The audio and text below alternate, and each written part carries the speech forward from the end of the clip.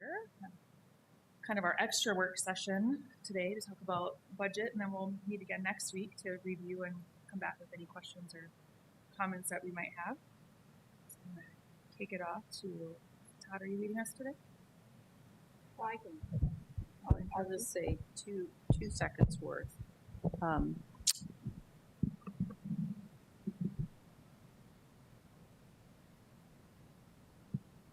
Whenever we get started on our budget process, I always just think every year is unique in some ways.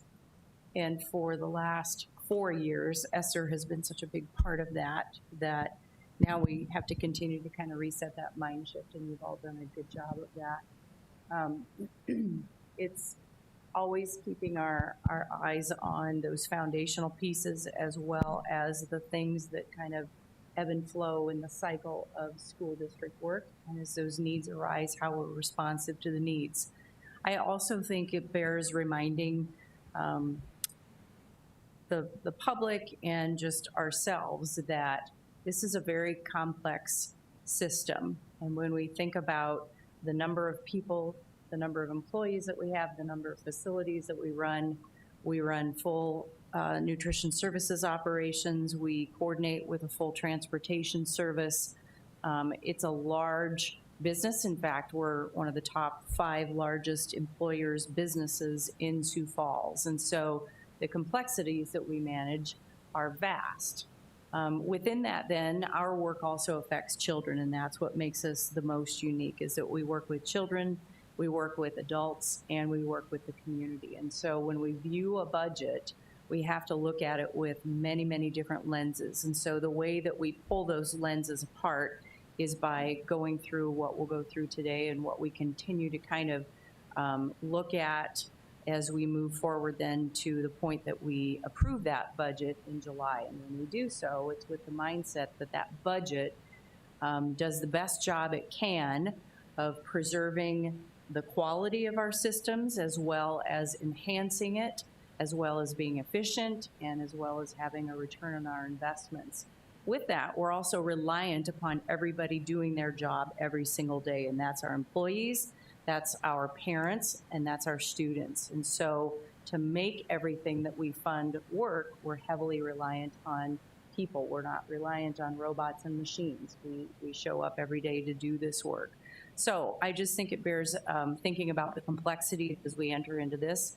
I know Mr. Veek will try to make it less complex, but it's a very large budget and a very large system. So I just want to add something quick too. In addition to those things being complex, I think we all have to remember too that this isn't like we have one checking account and that we get to write checks for whatever we want from that one checking account.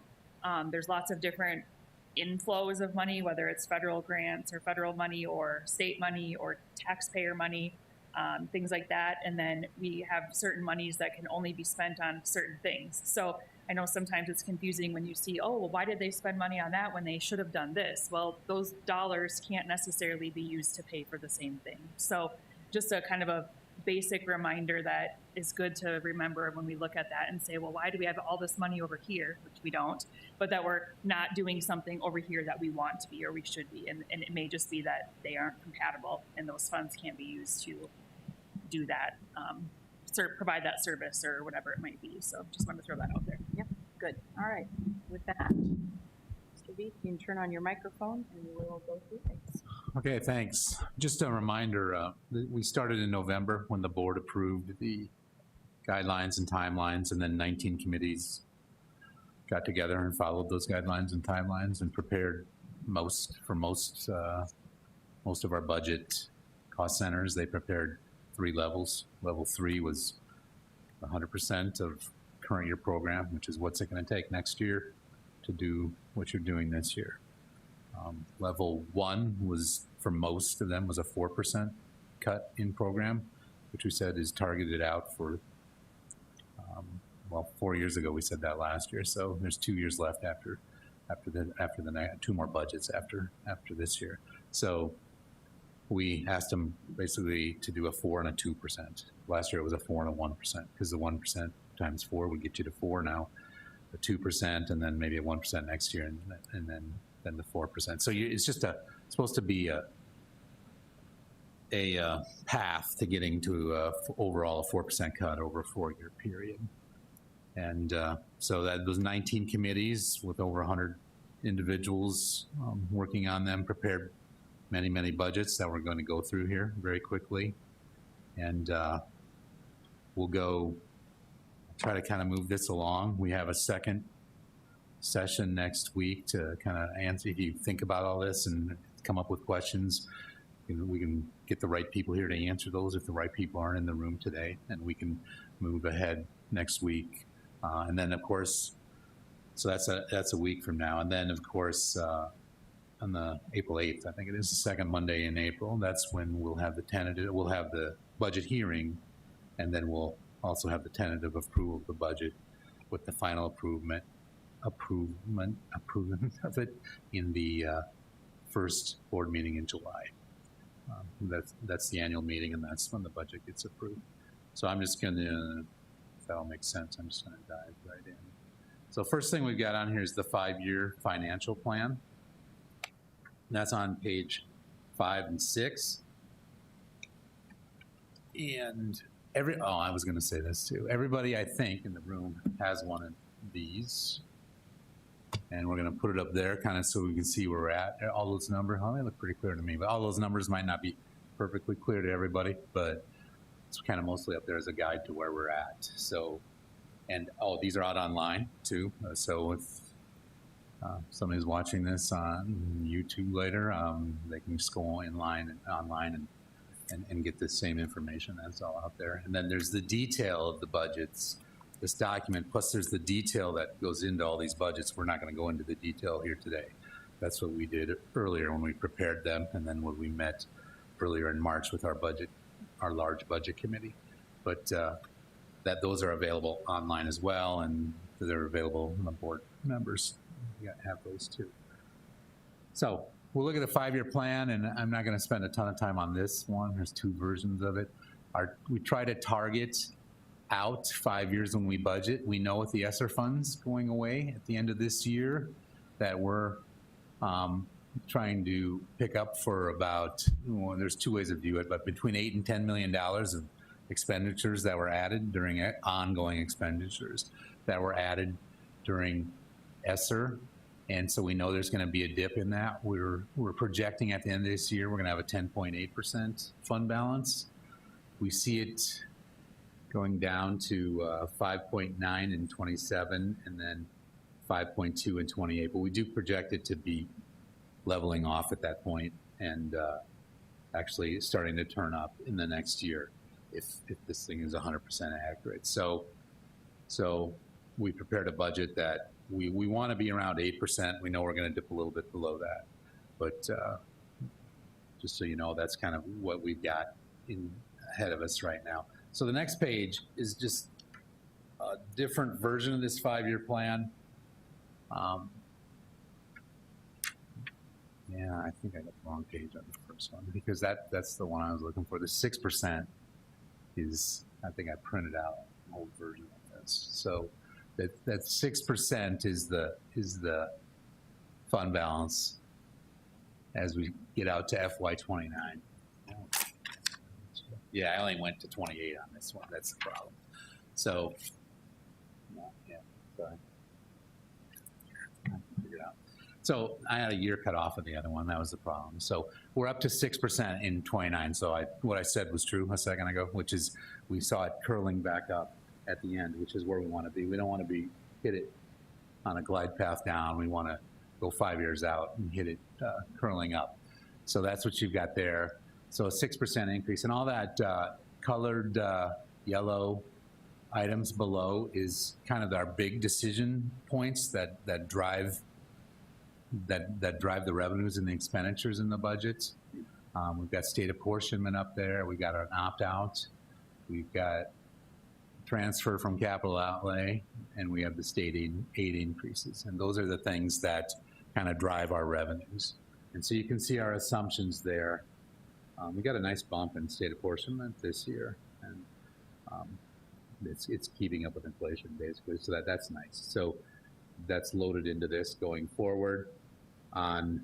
We have COVID funding, which is gone. So that was in the budget last year, and it's gone this year. We're at 8.2 million permanently in the budget last year in the revenues, but I mean, not permanently, but it was part of the permanent budget, and it is off this year. So that's what we're having to absorb this year. That's why we took that drop from 10.8 to 7.4. We also have the opt-out. It was in 2019, I think, or 2020. 2019, we brought in the Finance Action Network, and they recommended going to smaller annual or 10-year opt-outs that are small instead of big ones that last 7 or 8 or 9 or 10 years. So we've been doing that. Our opt-out authority is a bit higher than 11 million. It's around 14 million. But we've opted out for 11 million this year in our 5-year plan, and their plan was to grow that so it keeps up with inflation in our budget. So we've got it going up 500,000 each year going forward. And I'll give you a look at what our property taxes have done over the years so you can see kind of where we're at on that. So that's what we've got going on there. Capital outlay transfer in our plan, we have 4.25 million this year, but going up to 6.3.5 million next year. And we can afford that. So we've got that in the budget, and it also fits with our capital outlay plan starting next year. And then we have the state aid increase, which was 7% the year we're in, 4% next year. That's been passed and signed by the governor. And then state aid says 3% inflation, whichever is less. So we've got it in at 3 right now because inflation is running over 3. So that's what we're assuming going forward. The efficiency factor this year, we didn't put one in because we've already budgeted. It's part of it. So last year we used a 0.12. We have a 1.75 and a 1.75 out in 26 and 27. That's going to basically translate to 2% in the unrestricted funds, because when we run that, we run it on federal programs too. Well, we can't cut those federal programs. We can. But if we cut those 1.75, we'll lose the revenue. So you can't cut it and then take the money and use it to fund Jeff Kreider's budget, operational services, for example, or the business office or anything like that. So we're looking at really 2% in the actual unrestricted programs. That would get you to that 4%. And then after that, we always want to be on continuous improvement and efficiency. So we've got 0.5 and 0.5 in the next 2 years. Teacher delta, we used to talk about that a lot. We're going to stop talking about that soon, is because we would budget a number, but then you'd get we'd budget a number, but you get a savings because of turnover. A teacher would leave who's making $65,000 a year and be replaced 3 years ago by somebody making 38. Well, now next year they're going to make 52. The starting teacher salary will be. So, and we have to essentially just keep up with state aid. So we're just going to budget the salaries to match the state aid increase because we're just going to have to keep up. So that is really no longer a factor in this year. This year, before the bill passed, we had a number and we had a $300,000 delta, so that's still in play. But in the future years, you'll just plan to spend what you get in state aid on teachers, the increases will match. Then health insurance increase, we have that at 5% a year. That's negotiated in all the agreements that if it goes over 5, the employees will pick it up. We're a very heavy share compared to most employers. We pay about 80% of the insurance premium, and we have a low deductible as well, so we don't make it up on the backside with plan design. So anyway, those are the assumptions we've used in there, and those kind of what drive this. If you change some of these one way or the other, they will change the outlook one way or the other if you make a significant change. So that's what we use this for, is our kind of our budget plan for the next 4 years after the one we're budgeting for right now.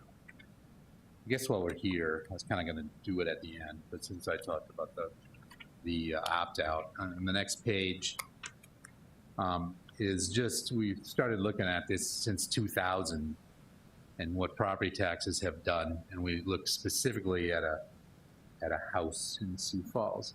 So we got that going from 2000 to assumed 2005, or budgeted 2005.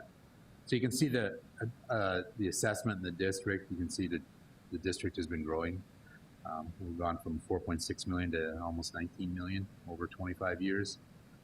The tax rate for a house has gone from 1174 in 2000, and in 2025 we expect it to be 758.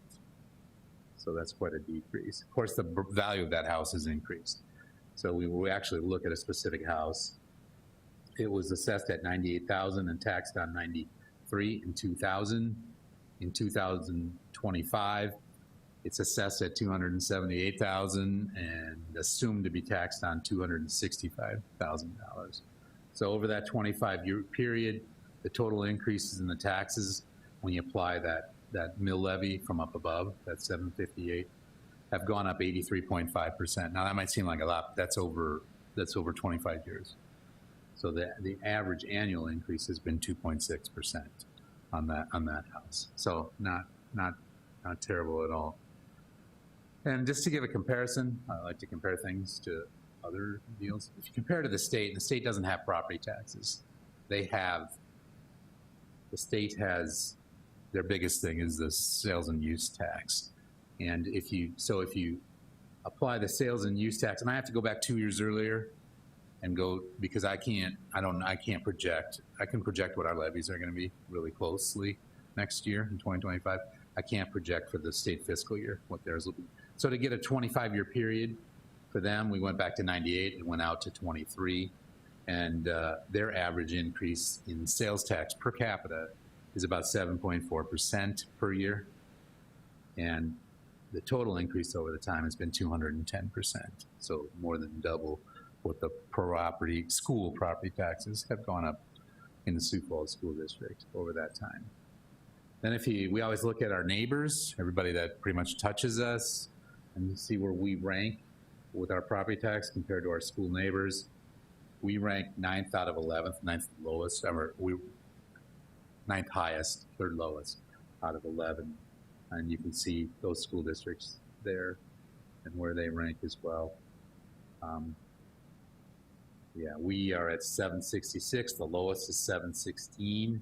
The second lowest is 765. So we're almost tied for second lowest of our neighbors. And then we look within the city of Sioux Falls and what's happened to your taxes. Again, I don't have the 25. I can't estimate the 25 tax bill for the county or the city, but I know, but we can look at the 24 tax bill. And so while schools are the biggest part of this, that's the main source of school funding is property taxes.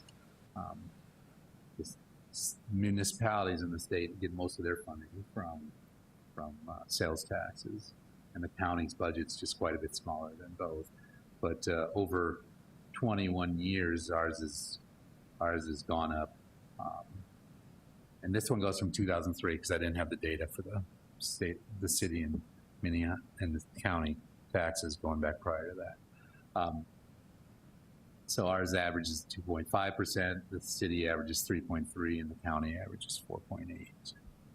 So that's how we rank kind of compared to the city, compared to their neighbors around us, and then compared to the state as well. Everything make sense on that? Okay, then next, this is probably the last time we'll ever talk about this. Coronavirus acts, and I'm not going to spend a ton of time on this. This is just information that we've looked at in the past. It shows kind of an overview of how we got the money, kind of shows what are examples. Secondly, I guess it shows kind of our budget period for 4 years, and I've always said we spent around $60 million. When you add all this up together, then it gives you examples of different categories of where we've spent the money. That's page 14. Page 15 shows you the allowable expenses that those fit into. And I should say, some of these have 2 page numbers. The page number where it's combined, it's documents that exist elsewhere. We're looking at the page number in the center of the page. That's 15 and 16. And then 17 as well. And then there's a summary of it. And we've got annual ongoing expenses when you add in what we've used from ESSER funds to pay for salary increases. We've used that to help, it's about $10.3 million a year. And then here's all the items that are, if you want to see what is in that ongoing part, that, yeah, that one there. Page 18 shows you the ongoing items that came in as ESSER funded and then we're budgeting for in future years. Make sense? Like I said, it's probably the last time we talk about coronavirus funding. That's school districts. What's that? We have to update the plan. Oh, right, sorry. Yeah, so then we'll get on to, we'll move on to the general fund and we'll, on page 20, we'll look at the revenues real quick. Interest earned, interest rates are a lot higher than they were when we budgeted for this. So that's up quite a bit, double. Might not last forever, but right now we're planning to earn about $3 million on that next year. The district property tax levy is up about $7 million. Now, the individual payers are, I mean, our valuations in the district went up a lot over the last 2 years. So that's a pretty big increase there in the district property tax levy. State apportionment, like I said, we budgeted $1.8 million. Next year, we're budgeting $435,000 more. That's a pretty good increase in a 2-year period. Bank franchise tax, that one doesn't really matter because if it grows too fast, I mean, it's considered local effort now, the bank franchise tax. So if it grows too fast, then in 2 years later, we're just penalized in state aid for it. So that one, even though it had a big increase, but it just becomes part of our local effort 2 years after you get that money in. So it isn't a key part of our budgeting anymore. Federal monies, that $10 million reduction, that's the coronavirus money going away. ESSER 3, I guess is the reason. Medicaid, we participate in a Medicaid time study because we provide indirectly some Medicaid services, and we generated last year about $600,000. So that's what we got in there for next year. Tournament revenue, that's like federal money to us. If we don't put on the tournament, we don't get the money. So if we say we're going to cut all tournaments and we're going to save $65,000, we're just going to lose the money too. So that's just like a federal money. Then there's miscellaneous other revenue, about $800,000. The total general fund then is $220 million before transfers from other funds, and that's $783,000 decrease, and that's that federal money going away. That's what's driving that. And then the transfer from other funds is almost 4.5 million. Sense? Good. Then next we'll get to the expenditures, and here's a nice roll-up of those where you can kind of in 3 or so pages, you can see, that's on starting on page 21. You can see all the expenses by the different cost centers. We buy every one of those as a budget. And I'm not going to go through these because we have another document that will do that, but you can see kind of all of that as you work your way through there. And I think there are about 2 pages of that. So on the first side is like your school-based programs. The second side is the district coordinated programs. And then at the bottom on the second side is all the federal programs. You can see that there. And then now we'll get into, Make sure just what page you're on. oh, I'm sorry. Yeah, that's 22. So we're going to go to page 23. And we're not going to touch on all these. We're going to touch on the ones that, remember level 3 is, we're going to do next year what we're doing this year and what it's going to cost us to do that. So we're going to talk about the levels 1s, 2s, and 4s here. If you have questions about any of these and you think of them right away, There's people here that know more about these individual budgets than I do, because a lot of people work on these and spend a lot of time on them. So you can ask if something comes up. If you think of something later and, oh, I wish I'd asked that, let us know and we'll get the answer, and we'll do it publicly next Wednesday. And we'll have the right person to answer it. So we'll kind of try to go fairly fast through this. On page 23, the first one I have of note is tab 9.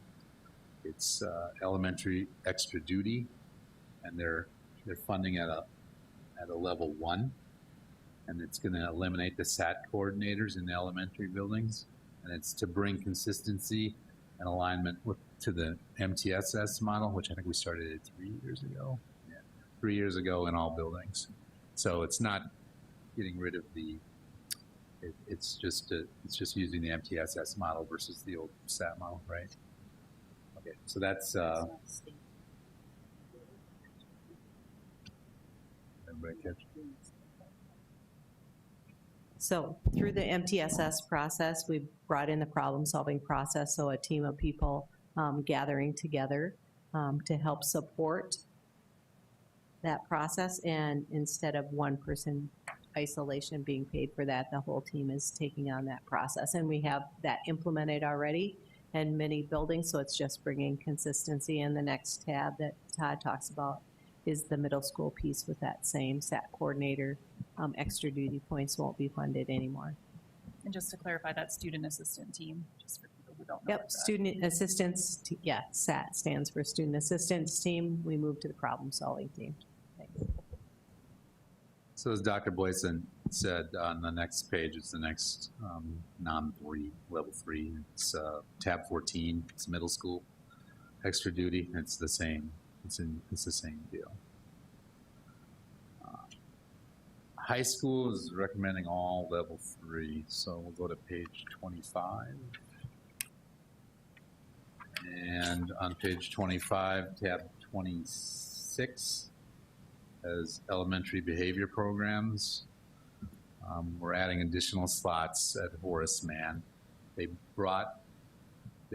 have, over the last few years, kind of made an effort to not do as many out-of-district placements. And that is kind of being up the staff there, but we also have some in-district placements over there as well that we need to do. So you want to talk about that? And that one, tab number 26, the recommended 404 is to add in admin intern over at the building there, and then to add teaching staff to be able to cover additional ability to place students there and to retain students from outside of the district placements. And so it'd be a savings with that significantly, but we would add the staffing there to account for that.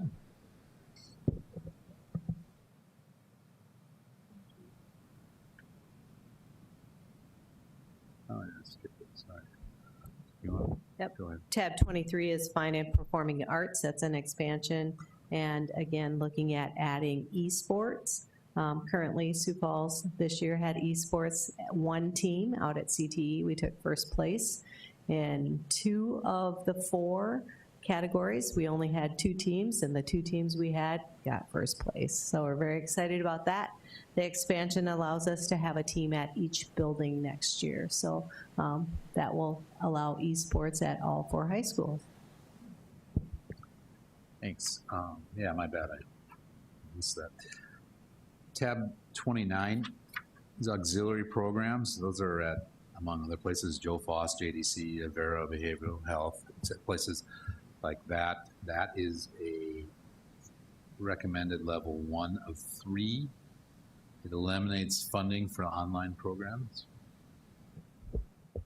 There was the online programming that we had funded through the Joe Foss program, but we're pulling that from the building use of the contracted agreement for those online programs. So we'll pull that from the building use of it because we can make that one service instead of having 2 separate at the site. So it just helps us to eliminate a duplication. So it won't eliminate any of the online access they have. It just eliminates the duplication. Next, right below that is health services. That's a level 2 recommendation. And there's e-school, e-care school nurse services. There are several buildings. This is going to cut it out of to you. Any comments on that? Yep, we just tracked the use of the e-care services, and Molly Satter and her team does that, and it was identified that there's 2 sites, and actually 3 over the last year, that it's just not being utilized, so we saved those or reduced those dollars. So it'd reduce 3 of those that would not be needed. And tab 34 is on the same page. That's athletics. They're trying to streamline some things, and it includes reducing travel, eliminating unnecessary rentals, aligning with district procedures for awards and equipment. They're just really about enhancing efficiency and sustainability within the program. Specifics. Okay. So went on to the next page. Tab 36, professional development is level 2. I'll just let Yep. Dr. Boyce. Tab 36, professional development, we're recommending a level 2. It reduces $40,000 of substitute allocation for new hire visits through our state mentoring program. We do have that funding available, and so again, just a duplication, so able to save that money and still take our new teachers on visits through the state mentoring program. The next one, that is not a level 3, is ITS. It's on tab 39, Information and Technology Services, same page. It's a level 4, and it's a 1.0 building computer specialist, because we've added many thousands of devices in the last 4 years in the district. And we're adding a lot of staff in the IT department.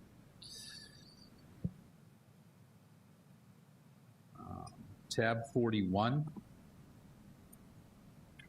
that's on page 28. Since he wrote the budget, he can just say it. Yep.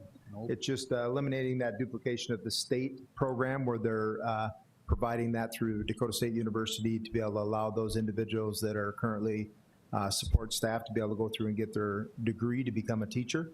And since that started, we would no longer have the teacher internship program because it would be a duplication. So we'd use that state program plus another program that we're working on through USD. So we'd utilize those instead of our district funds on that. And then the other piece of that was our safety and security across the district, making that from 11 to 12-month position. So it'd still be in play for all days that we have school, plus several others. So it'd still be throughout the entire summer. You mean 12 to 11? Did I say it the other way? Yeah. That's good. Yeah, 12 to 11. That'd be nice to increase the time and save money. And the one on here that looks goofy, it's 1 of 1, and all the others are something of 3 or whatever, 3 or 4. It's committed funds. It's where the biggest part of this is budgeting with salary increases. It's not all of it. We have legal fees in there and our building and liability insurance costs, but the biggest part is committed funds. The reason it was negative last year is because we wanted to get as much as we could. We didn't get it all, but the ESSER funds out in the budgets, so when they prepared them this year, they made sense to the board and everybody else looking at these. So we double budgeted. We had it in a federal program and we had it in here, and we had to reduce the budget somehow. We did it in committed funds by budgeting a negative number. That's why it looks so goofy. So that's the general fund. That's the unrestricted part of the general fund. The next part, they're all level 1s of 1s. They're the restricted programs. I don't, unless somebody has something they want to add on those. We all know the biggest thing is we've lost the ESSER funding, but they're all 1 of 1, so didn't plan to talk a lot about those. Any questions on any of the general fund?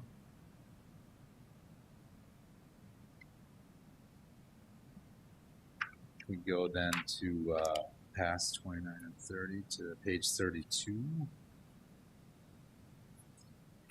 Oh, and then on page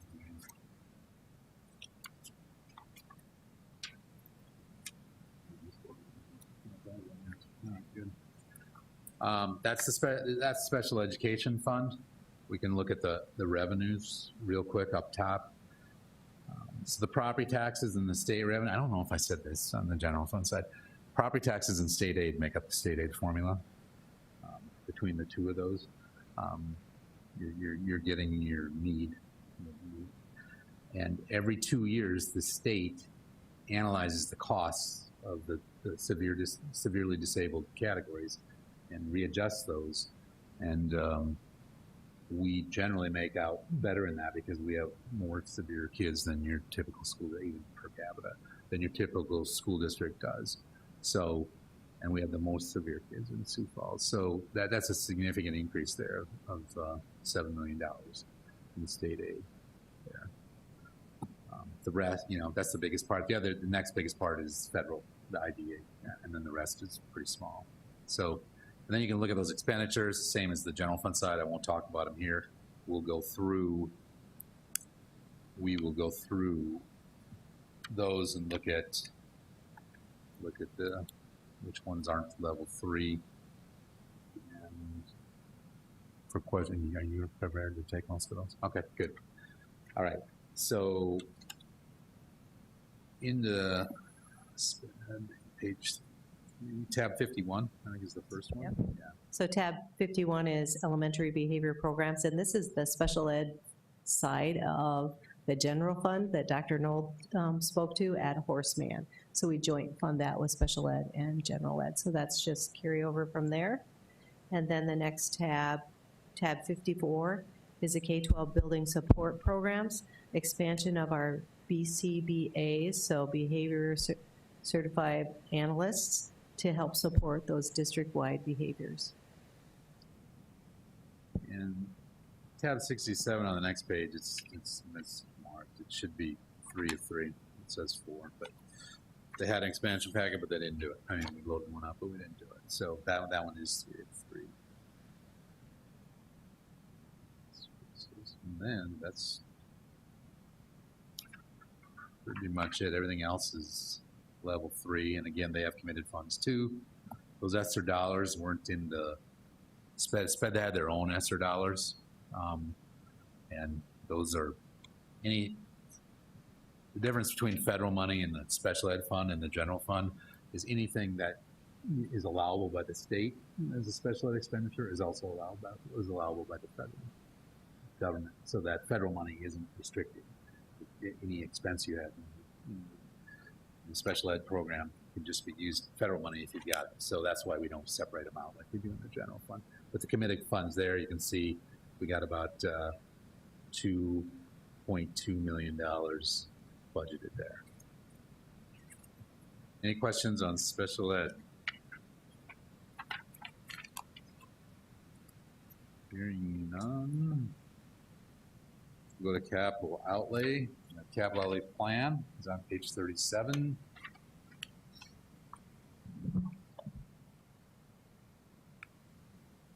And we're planning to levy for about $37.8 million next year. I'll tell you, the maximum levy would be about $2 million more than that, but because of we're trying to watch our valuation, the valuation increase, and our mill levy, so that so that we kind of stay in that bottom 3, bottom 4 of our neighbors in tax rate.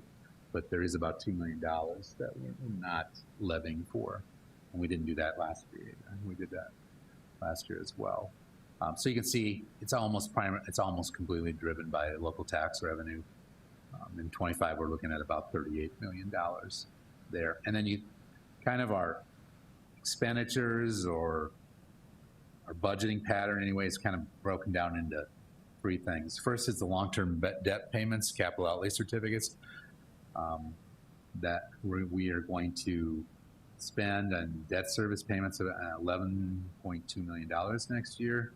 And then there's capital expenditures. Jeff Kreider has a big part of that. Renovation, maintenance, and site improvements every year. Maybe you tell them your process, Jeff, with the walkthroughs. Dr. Knoll.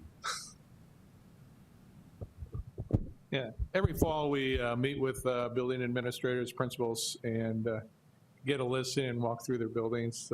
We get all their needs and wants, and then we accumulate all that. I also go into our life cycle costs book and look at what's coming due, roofs, masonry, those sort of things. So we try to encompass all of those pieces in that walkthrough process.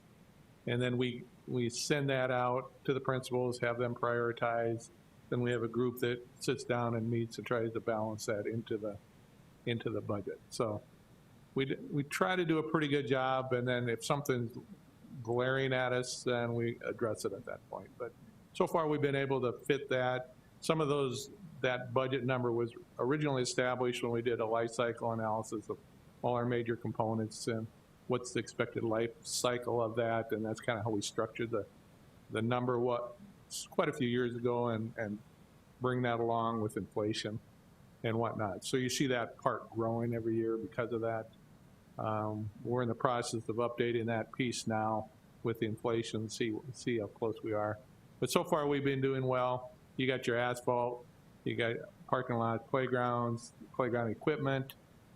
We upped the playground equipment to try to get more playgrounds done quicker because we weren't keeping up with that. And the inflation of that has increased significantly, so we bumped that up in this current budget year. So we try to balance it with that and encompass all our life cycle stuff, and we're doing a pretty good job of staying on top of the life cycle pieces of that. So I need to clarify that playground equipment. It's just this year decided to roll it into the renovation, maintenance, and site improvements. We're not budgeting zero for that. It just used to have its own separate line item, but it was $50,000 that just got added on to this bigger number. So I rolled it in. I mean, it's just rolled in. Yeah, I think this year we budgeted $150,000 for that. So it isn't budgeted at zero. The next, I guess the third biggest line item as far as expenses goes is the tax sharing agreements with Harrisburg, West Central, and Lenox. It's because of the land that got transferred into our district, and the two of them, for X number of years, we have to share some of our capital outlay revenue with them. The Harrisburg one is perpetual. That was done in '95, way before we're here. But that was done in '95, and that one goes forever. But the other two have a end on them. Then there's operational services vehicles. There's the fine arts. We replace a ton of instruments every year. There's athletics, and a big part of that is uniforms, and also helmets and shoulder pads and lots of other stuff in there. Then building allocations, those go out to the buildings, and then they have to spend it on capital outlay eligible items, but they do get an allocation from this. And then technology, it's a little higher than we planned. Down in the reserves, I made a change there, but about $3.85 million, mostly in replacement computers, iPads, Chromebooks, items like that. And then they had the curriculum study. We added $1 million a year here in the banks down below. So we budget an average of $4 million a year on the curriculum study. $1 million of that is in capital. This year we're actually going to spend $765,000 out of it. But you can see down below we've got several banks below that. CIP projects fund, even though we've been funding all our big projects with the bond since 2019, I would guess. That's when we have been saving money, and now we're ready to tap into that again this year. I'll show you that in a sec. AV replacement fund, that replaces the big screens in all the schools that kids, you hope they last 5 to 7 years, and then you need money to replace them. So it's not an expenditure you make every year. So we add to it every year. Wireless replacement bank, same thing. The curriculum bank, I talked about that. So it's only $234,000 this year because we're spending $765 of it, but it's $1 million a year we set aside for curriculum. Then there's a land bank, and we have the transfer to the general fund. You see that there. And then there was a specific reserve set up for that $2.1 million, so that gets reduced when that goes in. So total, we have $38 million accounted for of expenses and reserves and transfers. And for the first time in many years, if you look on same page, line 62, we're actually going to start drawing down some of the CIP funds, and that's on the details of that are on the next page. So we have some major capital improvements that are not funded by the bond that was passed in 2018. And that's at the bottom of the next page. Up top is all the banks, just where they all stand. At the bottom is the detail of these projects coming up. Jeff, do you want to just brief them on that? Quick? Yeah, those projects down on the bottom of page 38. Okay, there's several larger projects that we've identified and are hoping to move forward with. Last year we did a theater study. We had a firm come in and do a major theater study of all the high schools with the exception of Jefferson. I think Jefferson put us where everybody thought they were behind the scenes. So we had a consultant, national consultant, come in with a local architect and did a study on that. And this starts implementing that study, looking at doing it in about a 2-year cycle. Next summer would be the first building of Lincoln High School, and then the following summer would be Washington and Roosevelt. To implement, there's 2 phases to that study. So at least get the first phase. Lincoln, I think, is the full phase.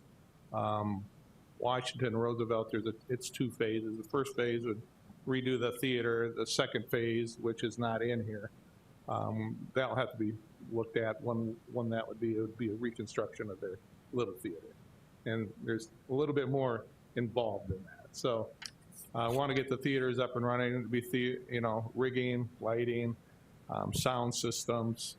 I think the older high schools will get new seating with that. Lincoln's is newer.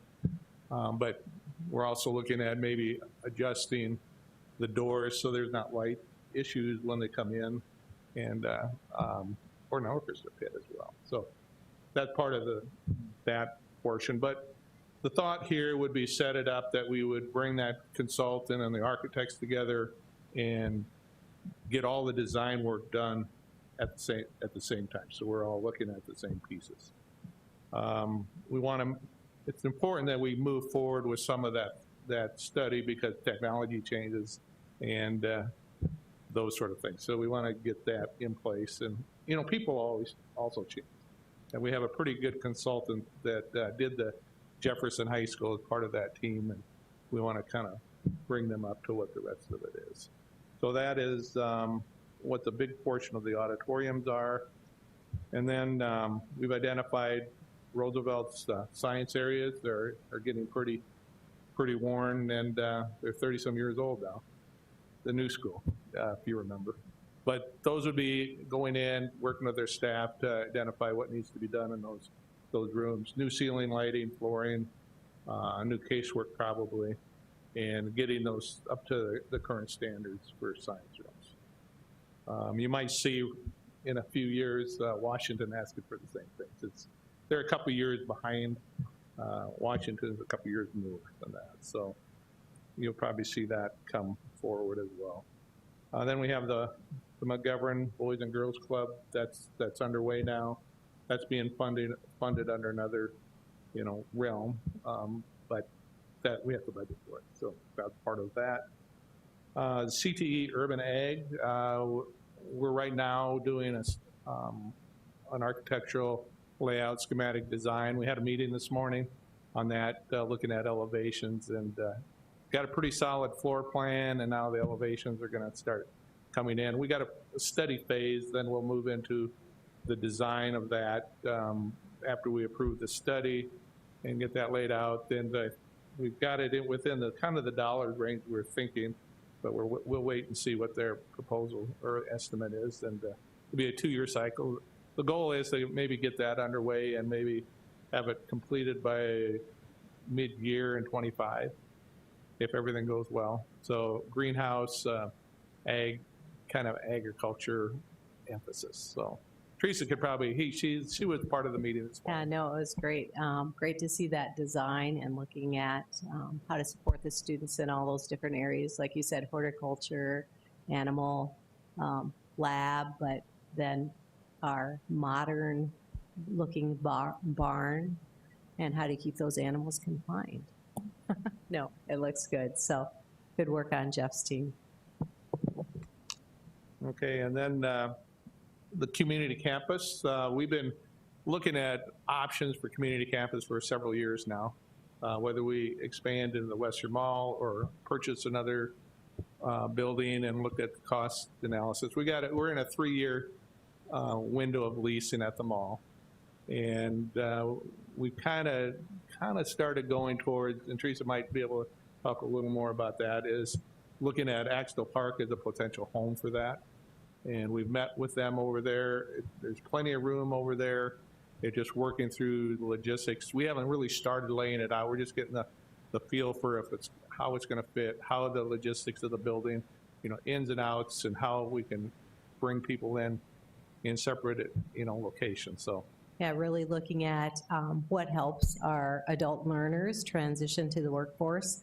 And so Denise Kennedy and Dr. Whiting really working with that team and their staff to identify the needs and what that could look like and the pieces that need to be changed. But again, it will have the goal is to have its own identity, so community campus, and students will walk in that one entrance, and then they'll be able to go to their area and looking at building their work skills, so work to life. So they have an entrance in, they build their skills, and they'll be ready to be productive citizens in our community. And when we evaluated some of the purchasing the buildings, looking at the renovations we're going to need to do, and this is much better solution of utilizing what we have if we can make it work. I mean, we still want to make it work to the best of for that program. So when you really look at our space, we have the space, and it's a great space. And they'll have their own space there. It'll feel like their own, and it'll look different. And that's really the goal, is to meet their needs, and we can do that at Axtell. Yep. So we've done some initial programming with that, the staff there, and so now it's just a matter of getting it put together. We answered a few questions about that before, and one of the things that our board chair thought might be helpful is just to go over there and have eyes on the space, to just be able to vision then when we have the new. So we can set that up and make that work if anybody wants to just go over and see kind of current as we then begin to vision what the new space might look like. It just helps you see it better. So that's a great ask. Okay. All right, thanks. Then if you go to page 40, you can see, I'm not going to go through these, but this is all the line items of all the actual expenditures. If you want to see what they're buying for band equipment or everything else, the curriculum adoption, whatnot, you can go through and look at all those. There's about $28.4 million of expenditures there.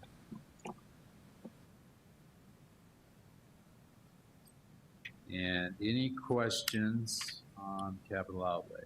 Like I said, you might have questions about some of these items that I know you can't read it all right now, but maybe let us know when we can answer it next time. Not just real quick, if you go to page 52, so kind of the roll up of all the enterprise funds in the district, the ComEd funds, I should say.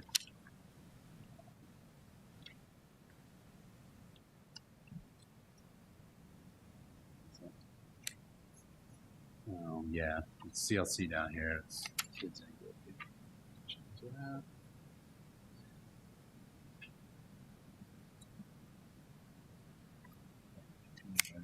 Remember, and you can kind of just see some of those areas that were funded with other funds, funded dollars, and that I guess is all we had prepared, since that's the last page. I'm just going to give a plug for that one because we don't spend much time talking about ComEd. We've talked a lot about our CLCs as we've launched and kind of relaunched that model and the after-school care. But our school district still offers a program through Community Ed that not all communities have. And there are people coming in and taking courses, and we enrich the life of Sioux Falls greatly by still offering what we do. It requires a lot of coordination. We have a staff that just does ComEd, and that's a good thing. We also need to still have people in our community who will teach our ComEd classes. I had a friend jokingly ask me today if she wanted to learn to yodel, if I would do that with her, and I said, maybe there's a ComEd class. But you know, it's some of that fun community education that we still do, and I'll often walk in on a class when I'm here and they're just getting started, and they are having so much fun. And they're unique things, and so if people haven't checked that out, that's just a really nice enhancement that our district still offers, and I think it just deserves a little bit of spotlight on it as we talk about budgets. It's not a, you know, it's kind of a break even. People do pay for that, but we still make it happen, and we appreciate the work of our ComEd staff.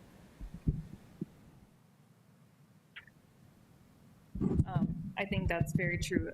There's a lot of things for really all ages, everything from learning languages to different arts and crafts projects. There's financial literacy, there's all sorts of things. And so everybody in the district should get a catalog in the mail, but you can also look on our website to look at those classes. And it's a great opportunity for people who maybe don't have kids in our schools to actually be in some of our buildings and helping to educate other people. And I'm sure I'll see you at the next belly dancing class, right? I'm sticking with yodeling, but thank you for asking. Not That is one of the offerings, I believe it is. Sometimes. I've seen them. Very diverse options. Questions, final comments around this? There's a lot in this, there's a lot to understand, and school district budgets are moving targets every year. The variables that go into this are ever changing.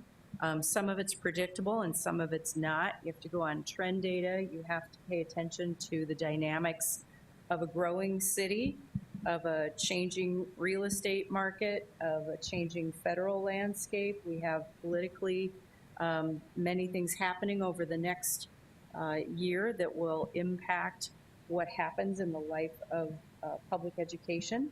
And so we just need to be diligent about how we monitor all of those things and how we advocate, not just at a state level through our state legislators, but we often are in touch with our federal representatives, and we have to keep a pulse on what that national picture looks like for supporting our children, both in Sioux Falls and in South Dakota, but across America, because we know that education is why our country is successful and why our country offers opportunities, and we want our kids locally to take advantage of a great education so then they can become contributors.